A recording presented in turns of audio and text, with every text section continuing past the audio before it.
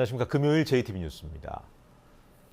미성년자를 성폭행하려던 20대 남자가 경찰에 붙잡혔습니다. 다른 사람도 아니고 전주지검 검사장의 관용차를 운전하던 검찰 직원이었습니다. 하원호 기자입니다. 전주의 한 모텔입니다. 지난 7월 30일 새벽 27살 A씨는 친구 소개로 알게 된 18살 B양과 술을 마시다 함께 이 모텔에 들어갔습니다. B양은 술에 취해 잠든 사이 A씨가 자신을 성폭행하려 했다며 경찰에 신고했습니다. B양은 이날 처음 만난 A씨가 성폭행을 시도하고 모텔비까지 내놓으라며 따지자 경찰에 신고한 것으로 알려졌습니다. 경찰은 A씨를 준강간 미수 혐의로 불구속 입건하고 사건을 검찰에 넘겼지만 A씨는 혐의를 부인하고 있습니다. 한급불능 상태에 있는 사람을 이제 뭐 강제 추행한 거 이런 것입니다. 그건 이제 술도 먹었기 때문에. A씨는 당시 전주지검 검사장의 관용차를 몰던 운전기사였습니다. A씨는 경찰 수사가 시작되자 이 사실을 검찰 간부에게 보고했지만 검찰은 아직까지 별다른 인사조치를 취하지 않고 있습니다. A씨는 사건 다음 날인 지난달 1일 새 검사장이 취임한 뒤 다른 업무용 차량을 운전하고 있습니다. 검찰은 아직 밝혀진 게 없다며 검찰 수사 과정에서 필요하면 직위 해제 여부를 결정하고 범죄 사실이 드러나면 엄벌할 계획이라고 밝혔습니다. 검찰은 또 기소 여부와는 별개로 공무원의 품위를 손상한 부분에 대해서는 별도의 징계 조치가 있을 것이라고 덧붙였습니다. JTB 뉴스 하원호입니다. 한 농공단지 입주업체가 계약과는 다르게 고창군의 다른 회사 제품을 납품한 의혹을 보도한 적이 있습니다. 그런데 이 같은 의혹이 사실로 드러났습니다. 경찰이 업체 대표 2명을 기소 의견으로 검찰에 송치했습니다. 정원익 기자가 보도합니다. 이 농공단지 입주업체는 지난해 직접 생산한 하천 경사면 보강제 18억 원어치를 납품하기로 고창군과 수의계약을 맺었습니다. 100억 원대 규모의 갈곡천 정비 사업에 들어가는 제품입니다. 하지만 부산의 특정 회사 제품을 직접 생산한 것처럼 속여 고창군에 납품한 의혹을 받았습니다. 제대로 된 설비를 갖추지 않은 채 이른바 유령 공장으로 눈속임을 했다는 겁니다. 상대하면서 뭐 생산도 하고 그래야만이 공장이 운영이 된다는 거지. 이거 뭐 유령 회사는 다름없는 것이지. 경찰 수사 결과 이 같은 의혹이 사실로 드러났습니다. 제품을 생산하지 않고 유통만 했다는 결론입니다. 저희가 수산 받은 전량을 사왔는데 다 맞는 거를. 그러니까 유통만 한 거죠, 한마디로. 붕괴 위험 때문에 지난해부터 공사가 이루어진 고창 교촌지구 정비 사업도 마찬가지. 이 업체는 이곳에서도 같은 수법으로 모두 6,400만 원어치의 보강제를 납품한 사실이 추가로 밝혀졌습니다. 경찰은 위계에 의한 공무집행 방해 혐의로 업체 대표 이모 씨 등 2명을 기소 의견으로 검찰에 송치했습니다. 또 이 업체의 자금 운영 부분 등에 대해 수사를 확대할 예정입니다. JTB 뉴스 정원익입니다. 현행 헌법은 지난 1987년 6월 항쟁으로 개정이 된 뒤에 어느덧 30년이 지났습니다.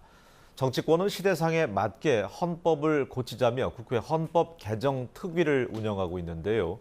전국에서 네 번째로 국민들의 의견을 듣기 위한 토론회가 전주에서 개최됐습니다. 이승환 기자가 전합니다. 국회 개헌특위 김성태 위원은 현행 헌법이 권력 집중에 따른 부작용을 낳아왔고 변화된 사회상을 제대로 담지 못하고 있다고 말했습니다. 이제는 우리가 현재 직면하고 있는 시대 상황을 반영하고 우리 사회의 분열과 갈등을 해결할 수 있는 새로운 헌법 체제를 구축해야 할 때입니다.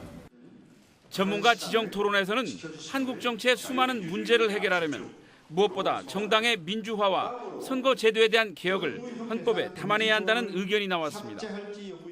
비례대표제를 도입을 하는 게 중요하다. 저는 선거제도에. 그래서 단순히 이건 선거제도뿐이 아니라 좀 더 가능하다면 헌법적 가치로 이런 정신을 담을 필요가 있다고 생각합니다. 시도별 토론회 때마다 가장 관심사인 지방 분권에 대한 의견도 이어졌습니다. 역대 정권의 과도한 중앙 집권제는 일제가 남긴 식민문화의 산물이라는 의견, 또 지방분권이 성숙되려면 자치 입법권, 자치 재정권, 자치 조직권에 과감한 이양이 뒤따라야 한다는 견해도 제시됐습니다. 진정한 의미에서 지방 분권이 이루어지려면 이런 지방 재정 관련된 권한들을 완화하는 방향으로 제가 아까 말씀을 드린 그런 내용들을 헌법에 좀 담아서 정부 형태와 기본권 등에 대해서도 다양한 의견들이 나왔습니다. 그런가 하면 법률이나 정치 관행을 고치면 될 문제를 전면적인 헌법 개정에 의존하면 바람직하지 않다는 생각. 개헌 논의에 국민 참여가 제한적이라는 비판도 나왔습니다. 국회는 11개 권역 토론회를 거쳐서 국민들의 다양한 의견을 수렴한 뒤 내년 3월 헌법 개정안을 발의해 의결하고 6월 지방선거 때 국민투표에 붙인다는 구상입니다. JTB 뉴스 이승환입니다. 다음 주부터 시작되는 2018학년도 대입 수시 모집을 앞두고 일선 학교에서는 본격적인 진학 지도가 시작됐습니다. 대학들은 올해 모집 정원의 74%를 수시 모집으로 선발하기 때문에 철저한 준비가 필요합니다. 조창현 기자가 자세히 전합니다. 다음 주 수시 원서 접수를 앞둔 고3 수험생들의 얼굴엔 긴장감이 묻어납니다. 마지막 모의평가가 끝나자마자 학교마다 가채점 결과를 바탕으로 본격적인 진학 지도가 시작됐습니다. 이미 지원할 대학을 결정한 수험생들은 자기소개서를 보완하는 등 꼼꼼하게 마무리 준비를 하고 있습니다. 현재 4개 대학 정도는 소신껏 지원하려고 준비를 하고 있고 2개 정도는 안정적으로 생각을 하고 있습니다. 그리고 현재 자소서를 마지막으로 고치면서 수능 준비와 함께 병행하고 있습니다. 수험생들은 마지막 남은 사나흘 시간 동안 자신의 실력이 어느 정도인지 정확하게 파악하고 지원 대학의 전형에 맞게 준비해야 합니다. 가등급을 기준해서 본인이 지원한 대학의 최저 기준 달성 여부를 좀 꼼꼼히 확인하고 또 제출 서류인 자기소개서 같은 걸 충실히 좀 마지막 마무리하는 게 제일 중요할 것 같습니다. 전북교육청도 수시 대면 진학 상담실을 열고 입시 지도를 하고 있습니다. 30여 명의 고등학교 진학교사들이 1대1 상담을 통해 지원 대학과 전형 요강을 꼼꼼히 살펴줍니다. 올해도 대학 입시의 중심은 수시 모집입니다. 2018학년도에는 전국적으로 모집 정원의 74%, 도내 대학으로 보면 80%가량을 수시 모집으로 선발합니다. 지난해보다 수시 모집 선발 비율이 높아졌고 그중에서도 학생부 종합전형 선발 인원이 늘었습니다. 올해 대입 수시 모집은 9월 11일부터 15일까지 계속되며 수험생들은 최대 6개 대학에 지원할 수 있습니다. JTB 뉴스 조창현입니다. 요즘 취업 절벽이라는 말이 나올 정도로 청년 실업 문제가 심각한 상황입니다. 그런데 지역의 한 대학교가 입학과 동시에 맞춤형 취업 지원 프로그램을 운영해서 취업의 가능성을 높이고 있습니다. 김진영 기자입니다.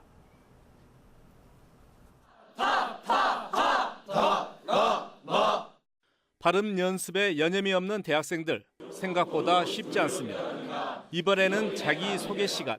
자격증을 취득하는 목표인 1번 학생입니다. 자신감 부족한 목소리에 제대로 전달조차 되지 않습니다. 그러나 하나둘 부족한 점을 고쳐가니 면접 등 취업 관문을 통과할 수 있다는 자신감이 점차 쌓여집니다. 처음에 나갔을 때는 제가 실수도 많이 하고 사람들 시선에 쳐다보지 못하고 말을 해왔는데 두 번째 때는 사람들 시선도 눈도 맞추면서 말도 할 수 있었고 지역의 한 대학교가 학생들의 취업 기회를 넓히기 위해 취업 지원 프로그램을 마련했습니다.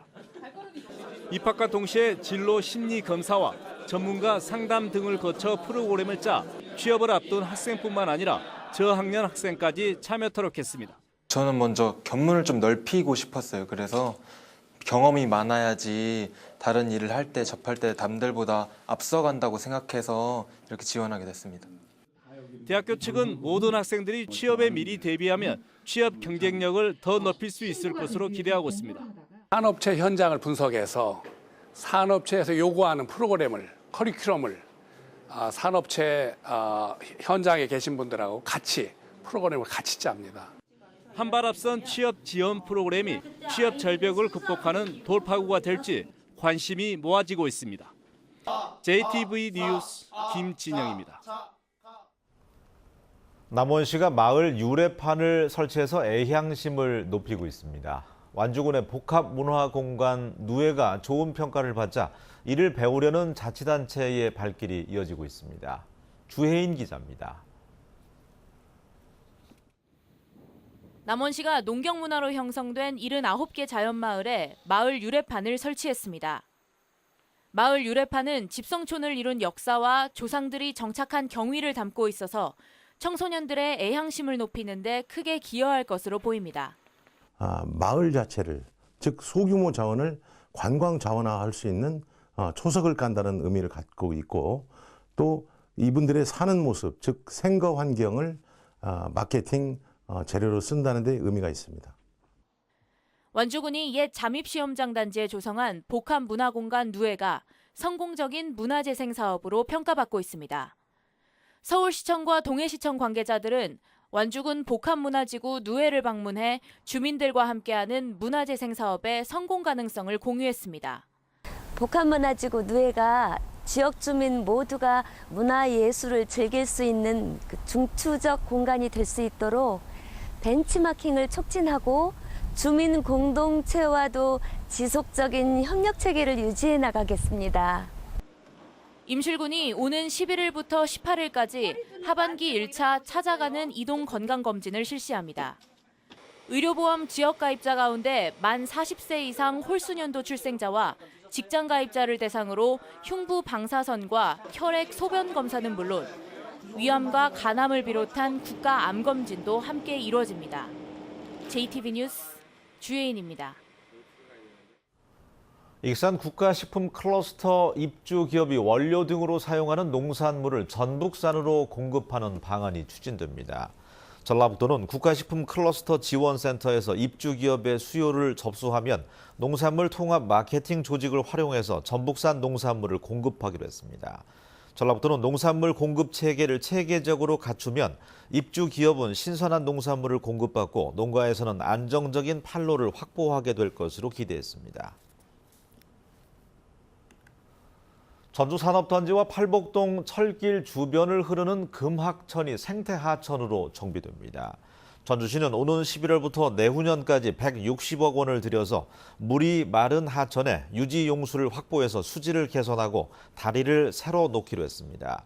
또한 철길 명소화 사업과 연계해서 근로자와 주민 휴식 공간도 조성할 계획입니다.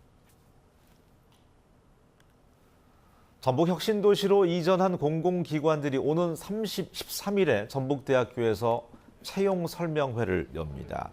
채용설명회에 참여하는 기관은 국민연금공단과 한국전기안전공사, 한국국토정보공사 등 6곳입니다.